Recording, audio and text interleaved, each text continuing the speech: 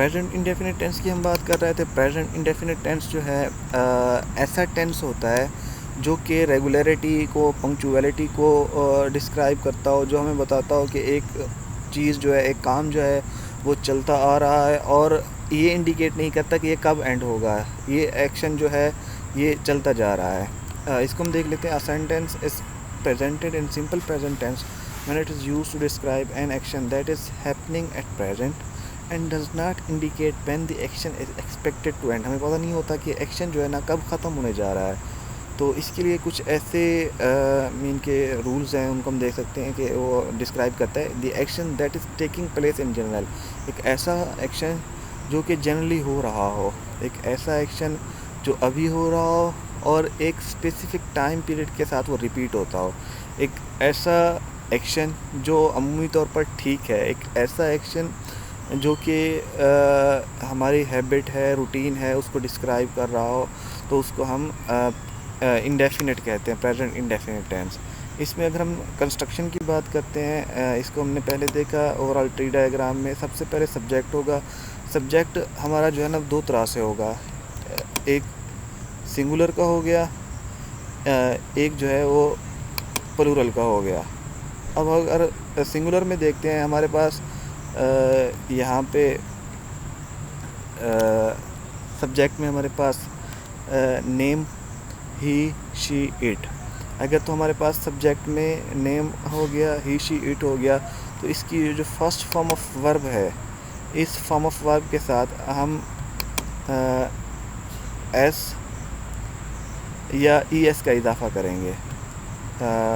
अगर तो हमारे पास प्लूरल है तो उसका जो स्ट्रक्चर है वो सेम एज़ इट इज़ यही रहेगा जो मैंने यहाँ पे लिख दिया है। तो ये स्ट्रक्चर जो है ये बेसिकली प्लूरल का स्ट्रक्चर है। तो फर्दर हम इसको देखते हैं।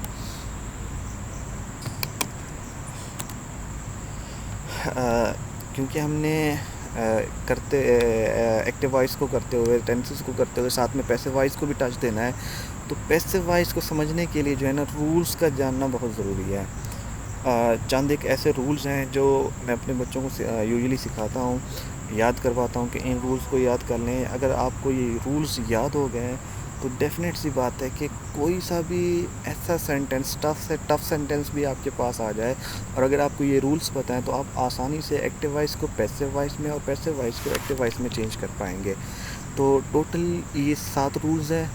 5 जो हैं वो जनरल रूल्स हैं जो हर जगह पे इस्तेमाल होते हैं, और बाकी जो छठा और सातवां जो है वो स्पेसिफ़िक हो जाते हैं। छठा जो है वो कंटिन्यूस टेंसेस के लिए होता है और सातवां जो है वो परफेक्ट टेंस के लिए। तो इन रूल्स को देख लेते हैं। Rule number 1, identification of subject and object. सबसे पहले आपने आइडेंटिफाई करना है। इसको हम critical analysis of a sentence भी कहते हैं कि आपने आइडेंटिफाई करना है सब्जेक्ट कौन सा है, वर्ब कौन सा है और ऑब्जेक्ट कौन सा है। दूसरे नंबर पे आपने क्या करना है, जहाँ पे सब्जेक्ट है उसकी जगह पे ऑब्जेक्ट को, लेकिन उसके केस के अकॉर्डिंग, और ऑब्जेक्ट की जगह पे सब्जेक्ट को लिख दें और उसके केस के अकॉर्डिंग उसकी शक्ल जो है वो चेंज कर देंगे।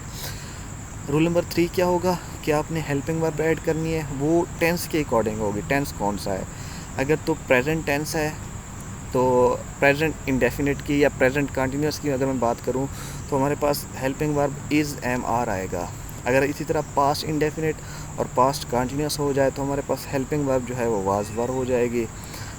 इसी तरह टेंस के अकॉर्डिंग हेल्पिंग वर्ब जो है, जैसे कि परफेक्ट टेंस की अगर हम प्रेजेंट परफेक्ट की बात करें, हैज़, हैव हो जाती है।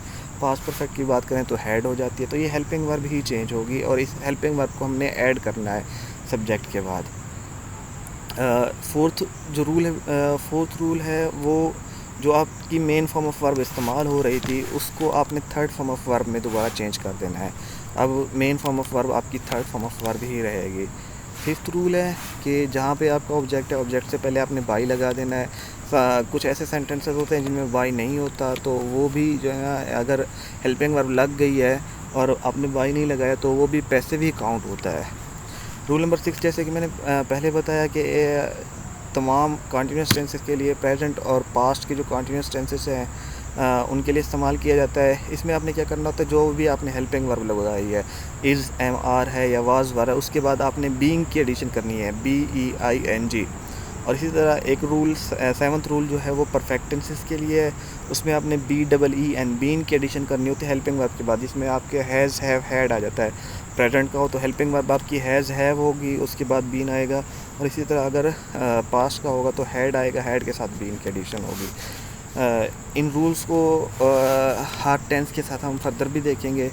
आगे चलते हैं इसके स्ट्रक्चर्स की तरफ। एक्टिव वॉइस सिंगुलर और प्लूरल में उनको डिवाइड कर दिया ताकि आप लोगों को आसानी से समझ आए। जो एक्टिव वॉइस है उसमें हमारे पास, मैंने हर जगह पे जो है ना सब्जेक्ट को मेंशन किया, उसमें सब्जेक्ट है सिंगुलर के अंदर नेम, ही, शी, इट, और प्लूरल में हमारे पास आई, वी, यू और दे जो है ये प्लूरल के तौर पे इस्तेमाल हो रहे हैं। तो उनका स्ट्रक्चर डिफरेंट लिखा है।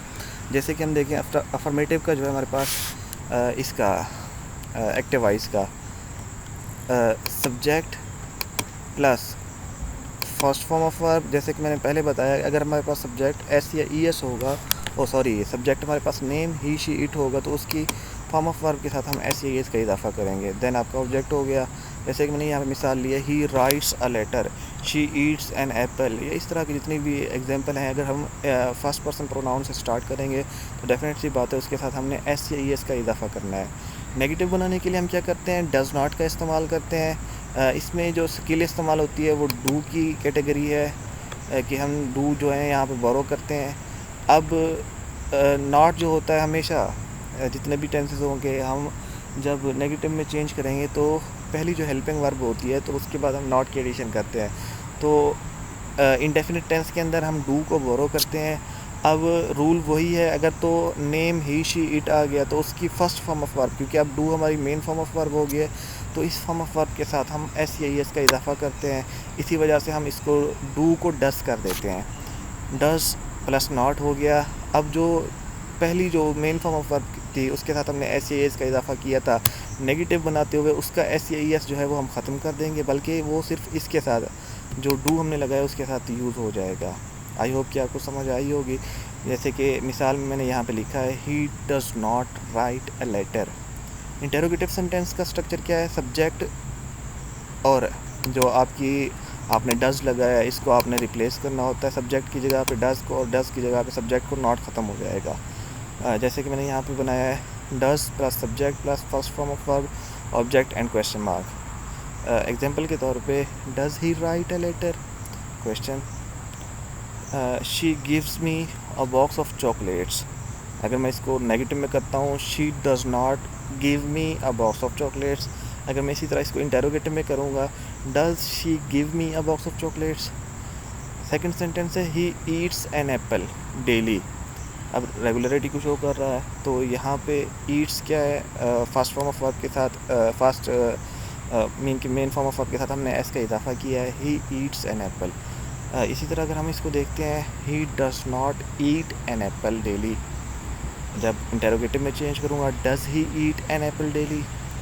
नौशाबा हेल्प्स नजमा। अगर नेगेटिव में चेंज करूँगा, Naushaba does not help Najma. अगर इंटेरोगेटिव में चेंज करूँगा, डज़ नौशाबा हेल्प नजमा। इसी तरह हम एक्टिव वॉइस की जो प्लूरल फॉर्मेट है उसको देख लेते हैं। इसमें हमने कहा कि सिंपल स्ट्रक्चर होगा, subject plus first form of verb plus आपका ऑब्जेक्ट हो जाएगा। जैसे कि दे प्ले क्रिकेट, इसमें आपका जो सब्जेक्ट होगा आई, वी, यू और दे, इनमें से कोई होगा। नेगेटिव बनाने के लिए वही डू है, क्योंकि सिंगुलर अगर होता तो उसके साथ हम ई एस का इजाफा करते। यहाँ पे वही डू बोरो किया तो डू के साथ हमने नॉट की एडिशन करनी है। Subject plus do not plus first form of verb and object. They play cricket था, they do not play cricket. इसी तरह इंटेरोगेटिव में क्या करेंगे, डू और दे को आपस में रिप्लेस कर देंगे, नॉट ख़त्म हो जाएगा, डू पहले आ जाएगा, दे बाद में आ जाएगा। Do they play cricket, question mark. अब यहाँ पे देखते हैं, we like mangoes, plural format है, we do not like mangoes. अगर हम इंटेरोगेटिव में चेंज करेंगे, डू वी लाइक मैंगोज़। इसी तरह, I go to school daily, I do not go to school daily. Do I go to school daily. Third sentence है, you wear neat and clean clothes, you do not wear neat and clean clothes. अगर interrogative में change करूँगा, do you wear neat and clean clothes. I hope कि ये आपको समझ आई होगी। अब हम इसके पैसिव वॉइस की तरफ चलते हैं। पैसिव वॉइस के रूल्स आप लोगों को बताए हैं। तो पैसिव वॉइस का एक ही स्ट्रक्चर होगा, चाहे वो सिंगुलर का हो या प्लूरल का हो, सिर्फ हेल्पिंग वर्ब जो है वो चेंज हो जाएगी। यहाँ पे हम देखते हैं, subject plus is am are हो गया, plus third form of verb plus by and object. जो पहले 5